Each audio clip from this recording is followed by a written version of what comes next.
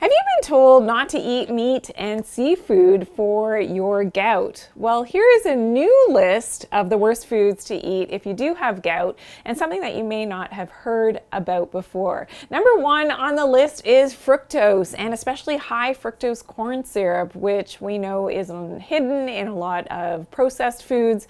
According to a 2010 study published in the Journal of the American Medical Association, participants who drank just one fructose-rich beverage a day were 74% more likely to develop gout than those who only had one of those drinks in a month. And those who had two or more high fructose beverages had a 97% higher risk of developing gout. So you've got to limit those fruit juices, especially check your labels for high fructose corn syrup, especially if you are suffering with gout and you're getting those attacks.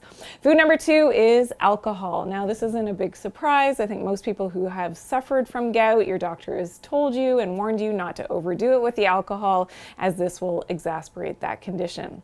Number three is high deuterium foods, and typically foods that are below the ground are going to be higher in carbohydrates but also higher in deuterium. And what is deuterium? Deuterium is heavy hydrogen, and what it does essentially is it slows down these nanomotors that are contained in our mitochondrial cells. And our mitochondria are energy producing cells of the body. They are what produce our ATP. And if we start to gum up those motors with deuterium, now we have lower energy production, but this can be related to developing different disease conditions as well. And gout and inflammation happens to be one of those.